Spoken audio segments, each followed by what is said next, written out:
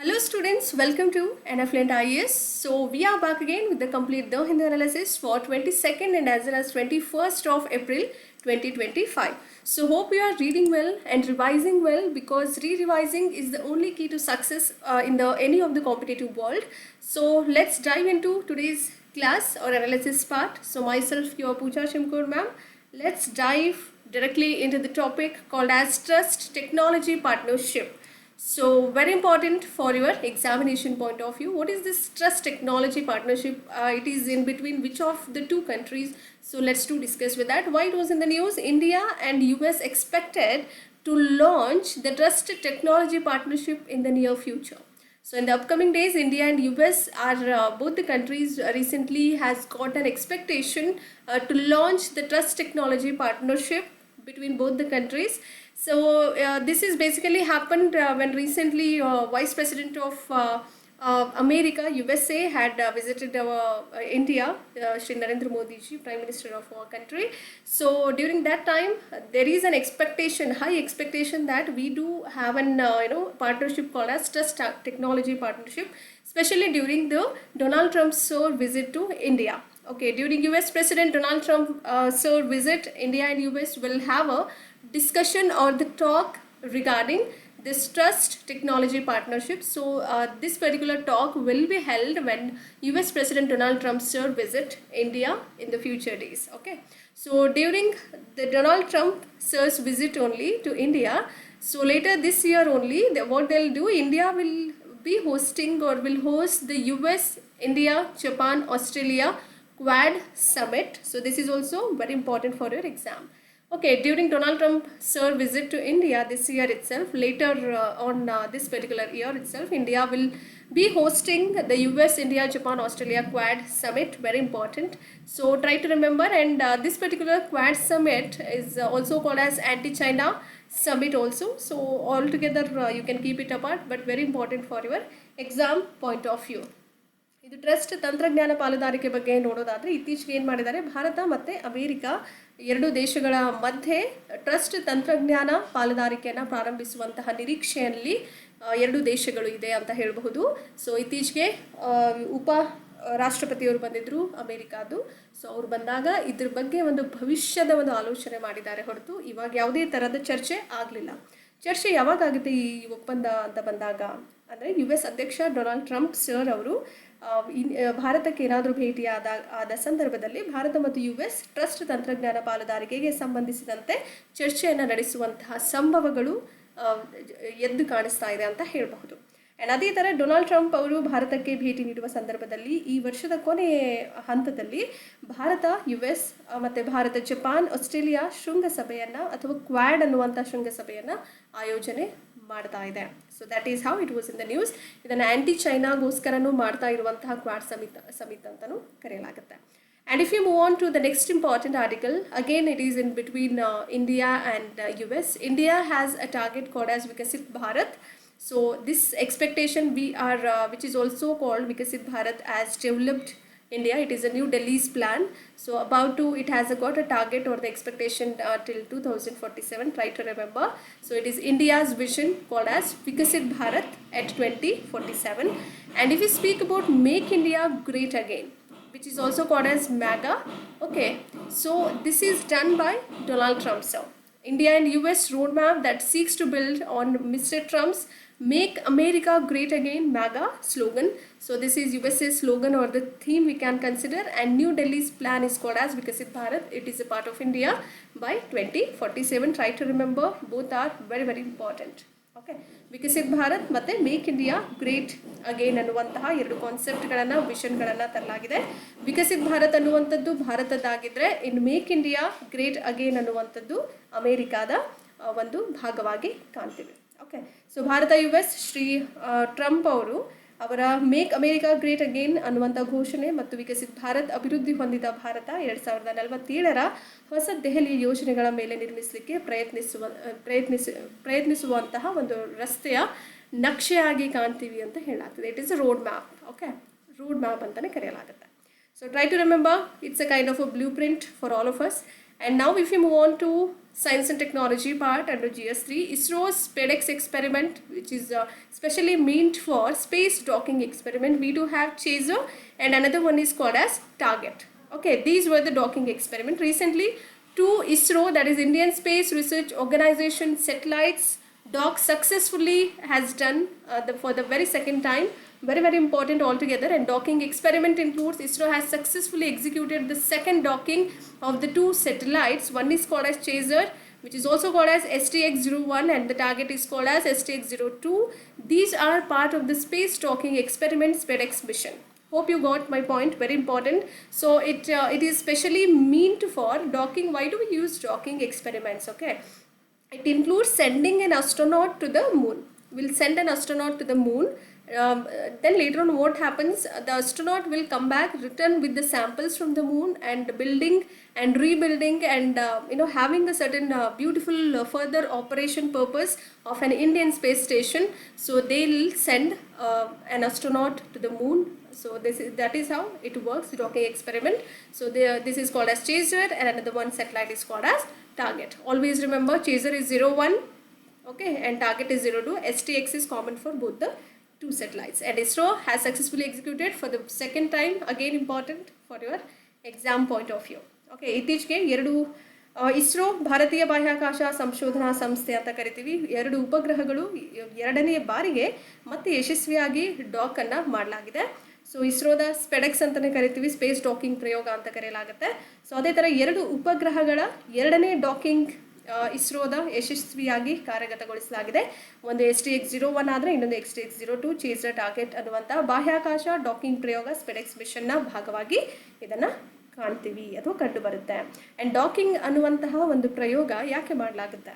Docking ಅಂದರೆ ಚಂದ್ರನಿಗೆ ಗಗನಯಾತ್ರಿಗಳನ್ನು ಚಂದ್ರನ ಕಡೆ ಏನು ಮಾಡ್ತಾರೆ, ಚಂದ್ರ ಒಂದು ಏನು ಪ್ಲಾಟ್ಫಾರ್ಮ್ ಇದೆಯಲ್ಲ, ಅಲ್ಲಿ ಗಗನಯಾತ್ರಿಯರನ್ನು ಕಳಿಸುವಂಥ ಕೆಲಸ ಮಾಡುವಂಥದ್ದು. ಅಲ್ಲಿಂದ ಮತ್ತೆ ಚಂದ್ರನಿಂದ ಕೆಲವೊಂದು ಮಾದರಿಗಳನ್ನು, ಸ್ಯಾಂಪಲ್ಸ್ಗಳನ್ನು ತೆಗೆದುಕೊಂಡು ಗಗನಯಾತ್ರಿಗಳು ಮತ್ತೆ ಹಿಂದಿರುಗ್ತಾರೆ.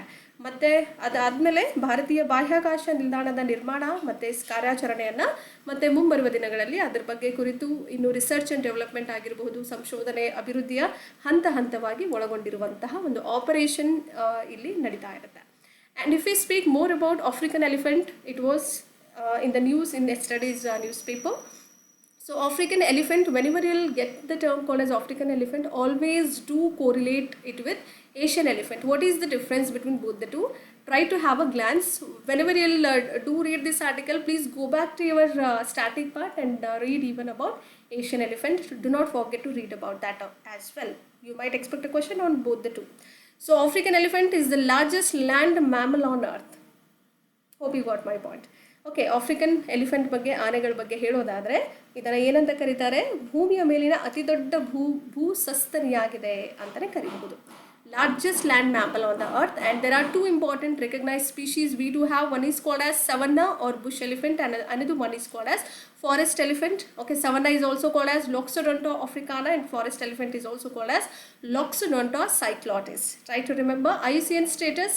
So savanna elephant comes under the category called as endangered, and forest elephant comes under the category called as critically endangered. Try to remember, very important. Okay, ಏನಿದೆ ಇಲ್ಲಿ ಎರಡು ಗುರುತಿಸಲ್ಪಟ್ಟಂತಹ ಜಾತಿಗಳಿವೆ. ಒಂದನ್ನು ಸವನ್ನ ಅಥವಾ ಪೊದೆ ಆನೆ ಅಂತ ಕರೆಯಲಾಗುತ್ತೆ, ಅದನ್ನು ಲಾಕ್ಸೋಡೊಂಟಾ ಆಫ್ರಿಕಾನಾ ಅಂತಲೂ ಕರಿತೀವಿ.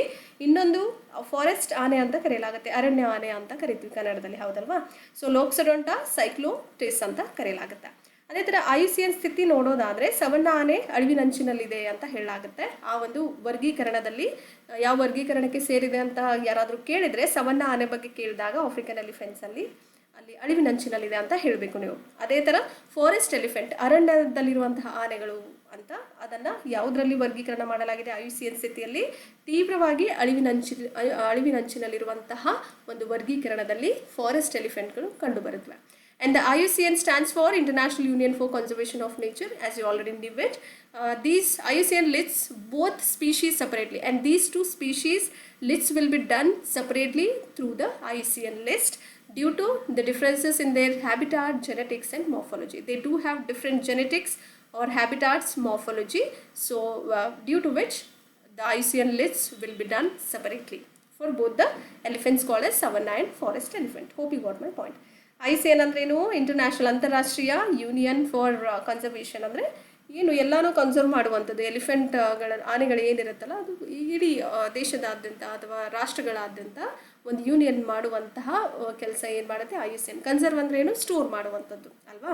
ಸೊ ಈ ಒಂದು ಲಿಸ್ಟ್ ನೋಡೋದಾದರೆ ಅಲ್ಲಿ ಆವಾಸ ಸ್ಥಾನಗಳಾಗಿರ್ಬೋದು, ತಳಿಶಾಸ್ತ್ರ, ರೂಪ ವಿಜ್ಞಾನದಲ್ಲಿನಂತಹ ವ್ಯತ್ಯಾಸಗಳಿಂದಾಗಿ IUCN ಏನು ಮಾಡ್ತಾ ಇದೆ ಅಂದರೆ ಎರಡೂ ಪ್ರಭೇದಗಳನ್ನು, ಅದು ಸವನ್ನ ಆಗಿರ್ಬೋದು ಅಥವಾ ಅರಣ್ಯಗಳ ಆನೆ ಇರ್ಬೋದು, ಎರಡೂ ಆನೆಗಳ ಪ್ರಭೇದಗಳನ್ನು ಪ್ರತ್ಯೇಕವಾಗಿ IUCN ಪಟ್ಟಿ ಮಾಡ್ತಾ ಇದೆ ಅಂತ ಹೇಳಲಾಗ್ತದೆ. ಯಾವುಗಳ ಆಧಾರದ ಮೇಲೆ ಅಂತ ಹೇಳಿದೆ ನಾನು, ಆವಾಸ ಸ್ಥಾನಗಳಾಗಿರಬಹುದು ಅಥವಾ ಅವುಗಳ ತಳಿಶಾಸ್ತ್ರ ಆಗಿರ್ಬೋದು ಅಥವಾ ರೂಪ ವಿಜ್ಞಾನಗಳಾಗಿರಬಹುದು. ಅರ್ಥ ಆಯ್ತಲ್ವಾ. And if you move on to the primary threats which includes poaching for ivory, habitat loss and human animal conflict is the major concept. But here we are dealing with elephants, so we have to be very cautious about the term human elephant conflict. Try to remember. ಪ್ರಾಥಮಿಕ ಬೆದರಿಕೆಗಳು ನೋಡೋದಾದರೆ, ಒಂದು ದಂತಕ್ಕಾಗಿ ಇದನ್ನು ಬೇಟೆಯಾಡುವಂಥದ್ದು ಅಲ್ವಾ. ಆನೆಗಳ ದಂತ ಎಷ್ಟು ಉದ್ದ ಇರುತ್ತೆ ನೋಡಿದಿರಲ್ವಾ ಆನೆ. ಸೊ ದಂತಗಳು ಅಂತ ಇದಕ್ಕೆ ಟಸ್ಕ್ ಅಂತಲೂ ಕರೆಯಲಾಗುತ್ತೆ ಅಲ್ವಾ. ಸೊ ಆಮೇಲೆ ಹ್ಯಾಬಿಟಾಟ್ ಲಾಸ್ ಇದೆ. ಇನ್ನೊಂದು ಆವಾಸ ಸ್ಥಾನದ ನಷ್ಟಗಳಾಗಿರ್ಬೋದು ಅಥವಾ ಮಾನವ ಮತ್ತು ಆನೆಗಳ ನಡುವಿನ ಒಂದು ಸಂಘರ್ಷ. ಆನೆಗಳು ಅರಣ್ಯ ಪ್ರದೇಶಗಳಿದ್ದರೆ ಚಂದ, ಅದು ಜನರು ವಾಸ ಮಾಡುವಂಥ ಸ್ಥಳದಲ್ಲಿ ಬಂದಾಗ ಅದು ಏನಾಗುತ್ತೆ, ಹ್ಯೂಮನ್ ಎಲಿಫೆಂಟ್ ಕಾನ್ಫ್ಲಿಕ್ಟ್ ಆಗುತ್ತೆ, ಹೌದಲ್ವಾ. ತುಂಬ ಜನರನ್ನು ಕೊಲೆ ಮಾಡುವಂಥ ಸಾಧ್ಯತೆಗಳಿರಬಹುದು. ಆನೆ ಊರು ಒಳಗಡೆ ಬಂದಾಗ ಅಥವಾ ಯಾವುದೋ ಒಂದು ಚಿಕ್ಕ ಊರಿದೆ, ಅಲ್ಲಿ ಹತ್ತಿರ ಒಂದು ಹಳ್ಳಿ ಪ್ರದೇಶ ಇದೆ, ಅಲ್ಲಿ ಜನರು ಗುಡಿಸಲಿಟ್ಕೊಂಡು ವಾಸ ಮಾಡ್ತಾ ಇದ್ದಾರೆ. ಸೊ ಆನೆ ಏನಾದರೂ ಬಂದು ಒಳಗೆ ನುಗ್ಗಿದ್ರೆ ಅವ್ರ ಮನೆ ಇರಲ್ಲ, ಎಂತ ಇರಲ್ಲ, ತುಂಬ ಹಾಳಾಗುತ್ತೆ. ಅದೊಂದು ಆನೆ ಮತ್ತು ಇಲ್ಲಾಂದರೆ ಆನೆಗಳನ್ನು ಕೊಲೆ ಮಾಡ್ತಾರೆ, ದೊಡ್ಡ ದೊಡ್ಡ ಬಂದೂಕು ಅಥವಾ ರಿವಾಲ್ವರ್ಗಳಿಂದ ಶೂಟ್ ಮಾಡ್ತಾರೆ. ಸೊ ಎರಡರ ಮಧ್ಯೆ ಅದು ಮಾನವ ಆಗಿರಬಹುದು ಅಥವಾ ಆನೆಗಳ ನಡುವೆ ಇರುವಂತಹ ಸಂಘರ್ಷದ ಬಗ್ಗೆ ಹೇಳುತ್ತೆ. ಸೊ ಈ ಕೆಲವೊಂದು ಬೆದರಿಕೆಗಳಿದೆ ಅಂತ ಹೇಳಾಗ್ತದೆ. And if we speak in general about elephants, then female elephants are always will have the lead role among all the elephant herds. ಆನೆಗಳ ಗುಂಪು ಅಥವಾ ಆನೆಗಳ ಹಿಂಡುಗಳಲ್ಲಿ ಹೆಣ್ಣು ಆನೆಗಳೇ ತಮ್ಮ ಪಾತ್ರವನ್ನು ಮುನ್ನಡೆಸ್ತಾ ಇರುತ್ತೆ ಅಂತ ಹೇಳ್ಬೋದು. They will take the lead roll, crucial role they will play when it comes to elephants. Personality and news again. So we had heard a beautiful name called as Don Pettit. He is known for NASA's oldest serving astronaut, namely Don Pettit, became a septuagenarian. Septuagenarian is the meaning of he has completed recently 70 years. So he has came back to on the earth planet. So that is how it was in the news. ಸುದ್ದಿಯಲ್ಲಿರುವಂಥ ವ್ಯಕ್ತಿತ್ವದ ಬಗ್ಗೆ ಹೇಳೋದಾದರೆ, ವ್ಯಕ್ತಿ ಬಗ್ಗೆ Don petit ಅನ್ನುವಂಥವರು, ಇವರನ್ನು ನಾಸಾದ ಅತ್ಯಂತ ಹಳೆಯ ಗಗನಯಾತ್ರಿ ಅಂತಲೇ ಹೆಸರುವಾಸಿಯಾಗಿರುವಂತಹ ವ್ಯಕ್ತಿತ್ವ. ಸೆಪ್ಟುಜೆನೇರಿಯನ್ ಅಂದರೆ 70 ವರ್ಷಗಳನ್ನು ಪೂರ್ಣಗೊಂಡಿರುವಂತಹ ಒಂದು ಒಳ್ಳೆಯ ಸಮಯದಲ್ಲಿ ಅಥವಾ ಒಂದು ಒಳ್ಳೆಯ ಕಾಲಾವಕಾಶದಲ್ಲಿ ಅವರು ಮತ್ತೆ ಭೂಮಿಗೆ ಬಂದಿದ್ದಾರೆ ಅಂತಲೇ ಹೇಳ್ಬೋದು. So try to remember, Don Pettit is known for NASA's oldest serving astronaut. Try to remember. You might get in an option sort of a question, so statement 1 or 2 like that. So be aware about that.